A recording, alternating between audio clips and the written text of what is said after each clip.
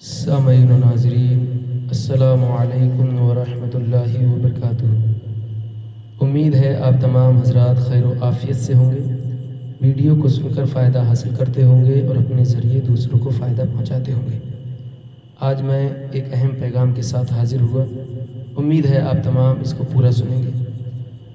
سوچو، ایک لفظ جو منہ سے نکلتا ہے وہ کسی کے دل کو توڑ دیتا ہے۔ گالی طاقت نہیں، کمزوری کی نشانی ہے۔ جو اپنی زبان پر قابو نہیں رکھ سکتا وہ اپنے غصے کا غلام بن گیا۔ زبان پاک رکھو، کیونکہ زبان بگڑی تو دل بھی بگڑ جاتا ہے، اور دل بگڑا تو انسان ہار جاتا ہے۔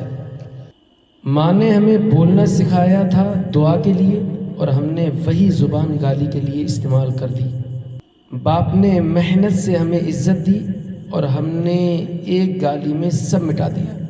سوچو، قیامت کے دن جب کہا جائے گا یہی ہے وہ زبان جس سے تو نے دل توڑے تھے، تب آنکھیں رونے کے سوا کچھ نہ کر سکیں گی۔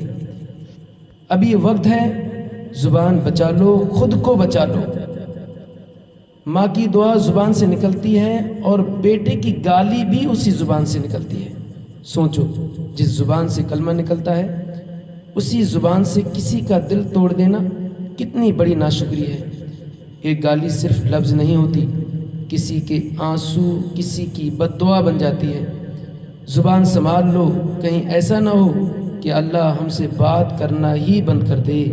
حدیث رسول صحیح بخاری میں سہل بن سعد رضی اللہ تعالیٰ عنہ سے مروی، رسول اکرم نور مجسم رحمت عالم صلی اللہ تعالیٰ علیہ وسلم نے فرمایا، جو شخص میرے لیے اس چیز کا ضامن ہو جائے جو اس کے جبڑوں کے درمیان ہے، یعنی زبان کا، اور اس کا جو اس کے دونوں پاؤں کے درمیان میں ہے، یعنی شرمگاہ کا، میں اس کے لیے جنت کا ضامن ہوں۔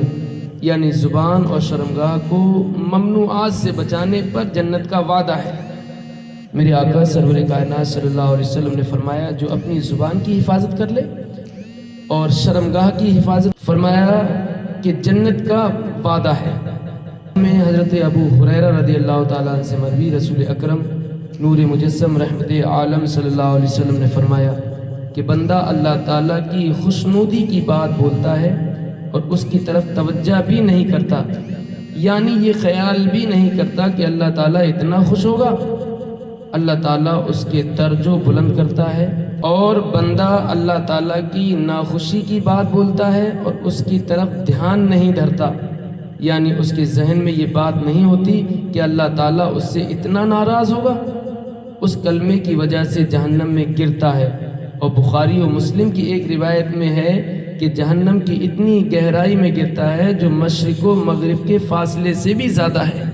اللہ اکبر۔ ترمذی و ابن ماجہ نے حضرت ابو ہریرہ رضی اللہ تعالیٰ عنہ سے روایت کی، رسول اکرم نور مجسم رحمت عالم صلی اللہ علیہ وسلم نے فرمایا، جو چیز انسان کو سب سے زیادہ جنت میں داخل کرنے والی ہے وہ تقوی اور حسن خلق ہے، اور جو چیز انسان کو سب سے زیادہ جہنم میں لے جانے والی ہے وہ دو جوف دار چیزیں ہیں، منہ اور شرمگاہ۔ حدیث پاک امام احمد و ترمذی و دارمی بہقی نے عبداللہ بن عمر رضی اللہ تعالیٰ عنہما سے روایت کی، رسول اکرم نور مجسم رحمت عالم صلی اللہ علیہ وسلم نے فرمایا، جو چپ رہا اس نے نجات پائی۔ حدیث رسول امام احمد و ترمذی نے عقبہ بن عامر رضی اللہ تعالیٰ عنہ سے روایت کی، کہتے ہیں میں حضور کریم صلی اللہ تعالیٰ علیہ وسلم کی خدمت میں حاضر ہوا اور عرض کی، نجات کیا ہے؟ میرے آقا سرور کائنات صلی اللہ تعالیٰ علیہ وسلم نے ارشاد فرمایا، اپنی زبان پر قابو رکھو اور تمہارا گھر تمہارے لیے گنجائش رکھے، یعنی بیکار ادھر ادھر نہ جاؤ اور اپنی خطا پر گریاؤ زاری کرو۔ میرے آقا سرور کائنات صلی اللہ علیہ وسلم نے فرمایا، اپنی زبان کی حفاظت کرو، اپنے گھر میں رہو اور اپنی خطاؤں پر شرمندہ ہو، رویا کرو، اللہ سے معافی طلب کیا کرو، یہ نجات کا ذریعہ ہے۔ احادیث پاک ترمذی نے ابو سعید خدری رضی اللہ تعالیٰ عنہ سے روایت کی، حضور پاک صلی اللہ علیہ وسلم نے فرمایا، ابن آدم جب صبح کرتا ہے تو تمام اعضاء زبان کے سامنے عاجزانہ یہ کہتے ہیں کہ تو خدا سے ڈر کہ ہم سب تیرے ساتھ وابستہ ہیں، اگر تو سیدھی رہی تو ہم سب سیدھے رہیں گے، اگر تو ٹیڑھی ہو گئی تو ہم سب ٹیڑھے ہو جائیں گے۔ احادیث پاک امام مالک و احمد نے حضرت علی بن حسین رضی اللہ تعالیٰ عنہما سے روایت کی، اور ابن ماجہ نے حضرت ابو ہریرہ رضی اللہ تعالیٰ عنہ سے، اور ترمذی و بہقی نے دونوں سے روایت کی۔ رسول اکرم نور مجسم رحمت عالم صلی اللہ تعالیٰ علیہ وسلم نے فرمایا، اسلام کی اچھائی میں سے یہ ہے کہ لا یعنی چیز چھوڑ دے، یعنی جو چیز کارآمد نہ ہو اس میں نہ پڑے، زبان دل و جوارے کو بیکار باتوں کی طرف متوجہ نہ کرے۔ حدیث پاک ترمذی نے سفیان بن عبداللہ ثقفی رضی اللہ تعالیٰ عنہ سے روایت کی، کہتے ہیں میں نے رسول اکرم سرور کائنات صلی اللہ علیہ وسلم کی بارگاہ میں عرض کی، یا رسول اللہ سب سے زیادہ کس چیز کا مجھ پر خوف ہے، یعنی کس چیز کے ضرر کا زیادہ اندیشہ ہے؟ حضور نے اپنی زبان پکڑ کر فرمایا یہ ہے۔ بہقی نے شعیب الایمان میں عمران بن خطان سے روایت کی، کہتے ہیں میں ابو ذر رضی اللہ تعالیٰ عنہ کے پاس گئے، انہیں کالی کملی اوڑے ہوئے مسجد میں تنہا بیٹھا ہوا دیکھا۔ میں نے کہا ابو ذر یہ تنہائی کیسی؟ انہوں نے کہا میں نے رسول اکرم نور مجسم رحمت عالم صلی اللہ علیہ وسلم کو فرماتے سنا کہ تنہائی اچھی ہے برے ہم نشین سے، اور ہم نشینی صالح تنہائی سے بہتر ہے، اور اچھی بات بولنا خاموشی سے بہتر ہے، اور بری بات بولنے سے چپ رہنا بہتر ہے۔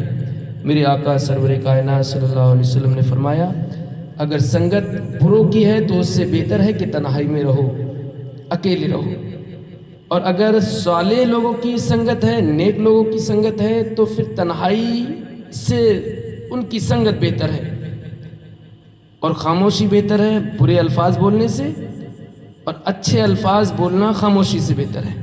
نے عمران بن حسین رضی اللہ تعالی عنہما سے روایت کی، رسول اکرم نور مجسم رحمت عالم صلی اللہ تعالی علیہ وسلم نے فرمایا کہ سکوت پر قائم رہنا 60 برس کی عبادت سے افضل ہے۔ سبحان اللہ۔ جو حضرات ابھی تک چینل کو سبسکرائب نہیں کر پائے ہیں وہ چینل کو سبسکرائب کر لیں تاکہ آنے والی ویڈیو کی نوٹیفیکیشن سب سے پہلے ان تک پہنچے۔ سلیس اور آسان زبان میں نبی پاک صلی اللہ علیہ وسلم کے فرمانوں کو سنیں، اپنی زندگیوں میں بھی نکھار لائیں اور اپنے ذریعے دوسروں کو بھی نکھار دلائیں۔ وما علینا الا البلاغ۔ السلام علیکم ورحمۃ اللہ وبرکاتہ۔